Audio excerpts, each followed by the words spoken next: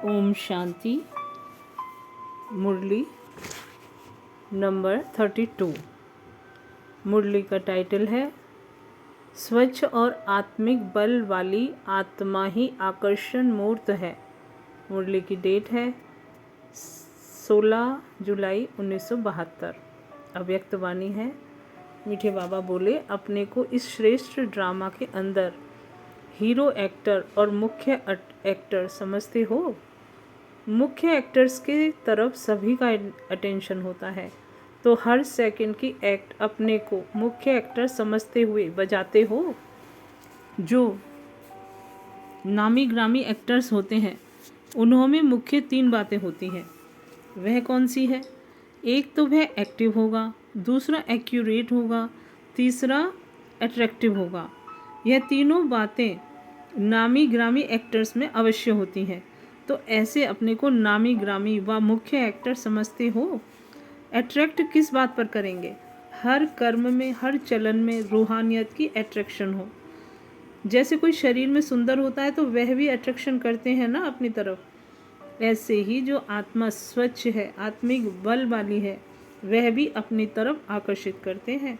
जैसे आत्मा ज्ञानी महात्माएं आदि भी द्वापर आदि में अपने सतो प्रधान स्थिति वाले थे, तो उन्होंने भी रूहानी आकर्षण तो था ना, जो अपने तरफ आकर्षित करके औरों को भी इस दुनिया से अल्पकाल के लिए वैराग्य तो दिला देते थे ना।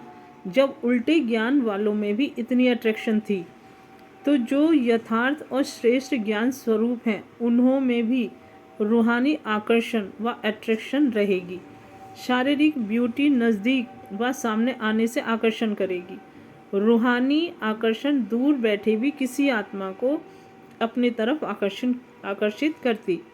इतनी अट्रैक्शन अर्थात रूहानियत अपने आप में अनुभव करते हो। ऐसे ही फिर एक्यूरेट भी हो। एक्यूरेट किसमें? जो मनसा अर्थात संकल्प के लिए भी श्रीमत मिली हुई है, वाणी के लिए भी जो श्रीमत मिली हुई है और कर्म के लिए भी जो श्रीमत मिली हुई है, इन सभी बातों में एक्यूरेट। मनसा भी अनएक्यूरेट ना हो। जो नियम है, मर्यादा है, जो डायरेक्शन है, उन सभी में एक्यूरेट और एक्टिव। जो एक्टिव होता है वह जिस समय जैसा अपने को बनाना चाहे, चलाने चाहे, वह चला सकते हैं, वह ऐसा ही रूप धारण कर सकते हैं। तो जो मुख्य पाठधारी हैं उन्होंने ये 3 विशेषताएं भरी हुई रहती हैं। इसमें ही देखना है कि इनमें से कौन सी विशेषता किस परसेंटेज में कम है। स्टेज के साथ साथ परसेंटेज को भी देखना है। रूहानियत है, आकर्षित कर सकते हैं, लेकिन जितनी परसेंटेज होनी चाहिए वह है। अगर परसेंटेज की कमी है तो इसको संपूर्ण तो नहीं कहेंगे ना। पास तो हो गए, फिर भी मार्क्स के आधार पर नंबर तो होते हैं ना। 3rd डिवीज़न वाले को भी पास तो कहते हैं, लेकिन 3rd कहाँ फर्स्ट क्लास, फ़र्क तो है ना। तो अब चेक करना परसेंटेज को। स्टेज तो अब नेचुरल बात हो गई है, क्योंकि प्रैक्टिकल एक्ट में स्टेज पर होना अब सिर्फ परसेंटेज के आधार पर नंबर होने हैं। आज बहुत बड़ा संगठन हो गया है। जैसे बाप को भी समान बच्चे प्रिय लगते हैं, आप लोग आपस में भी एक समान मिलते हो, तो सितारों का मेला भी बहुत अच्छा लगता है।